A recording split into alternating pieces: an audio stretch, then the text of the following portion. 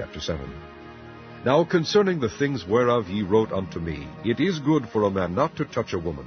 Nevertheless, to avoid fornication, let every man have his own wife, and let every woman have her own husband. Let the husband render unto the wife due benevolence, and likewise also the wife unto the husband. The wife hath not power of her own body, but the husband, and likewise also the husband hath not power of his own body, but the wife. Defraud ye not one the other, except it be with consent for a time, that ye may give yourselves to fasting and prayer, and come together again, that Satan tempt you not for your incontinency. But I speak this by permission, and not of commandment. For I would that all men were even as I myself. But every man hath his proper gift of God, one after this manner, and another after that. I say therefore to the unmarried and widows, it is good for them if they abide even as I. But if they cannot contain, let them marry, for it is better to marry than to burn. And unto the married I command, yet not I, but the Lord, let not the wife depart from her husband. But, and if she depart, let her remain unmarried, or be reconciled to her husband, and let not the husband put away his wife. But to the rest speak I, not the Lord, if any brother hath a wife that believeth not, and she be pleased to dwell with him, let him not put her away.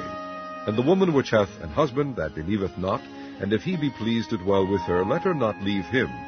For the unbelieving husband is sanctified by the wife, and the unbelieving wife is sanctified by the husband, else were your children unclean, but now are they holy. But if the unbelieving depart, let him depart. A brother or a sister is not under bondage in such cases, but God hath called us to peace. For what knowest thou, O wife, whether thou shalt save thy husband? Or how knowest thou, O man, whether thou shalt save thy wife? But as God hath distributed to every man, as the Lord hath called every one, so let him walk. And so ordain I in all churches. Is any man called being circumcised? Let him not become uncircumcised. Is any called in uncircumcision? Let him not be circumcised. Circumcision is nothing, and uncircumcision is nothing, but the keeping of the commandments of God. Let every man abide in the same calling wherein he was called. Art thou called being a servant? Care not for it, but if thou mayest be made free, use it rather. For he that is called in the Lord, being a servant, is the Lord's free man. Likewise also he that is called, being free, is Christ's servant. Ye are bought with a price. Be not ye the servants of men. Brethren, let every man, wherein he is called, therein abide with God.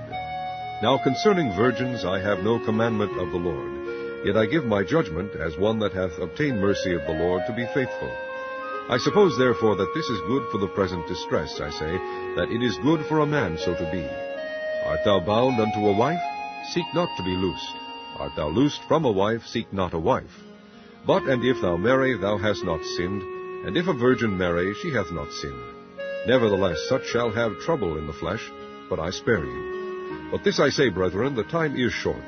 It remaineth that both they that have wives be as though they had none, and they that weep as though they wept not, and they that rejoice as though they rejoiced not, and they that buy as though they possessed not, and they that use this world as not abusing it, for the fashion of this world passeth away. But I would have you without carefulness. He that is unmarried careth for the things that belong to the Lord, how he may please the Lord. But he that is married careth for the things that are of the world, how he may please his wife. There is difference also between a wife and a virgin. The unmarried woman careth for the things of the Lord, that she may be holy both in body and in spirit. But she that is married careth for the things of the world, how she may please her husband. And this I speak for your own profit, not that I may cast a snare upon you, but for that which is comely, and that ye may attend upon the Lord without distraction. But if a man think that he behaveth himself uncomely toward his virgin, if she pass the flower of her age, and need so require, let him do what he will, he sinneth not. Let them marry. Nevertheless, he that standeth steadfast in his heart, having no necessity, but hath power over his own will, and hath so decreed in his heart that he will keep his virgin, doeth well.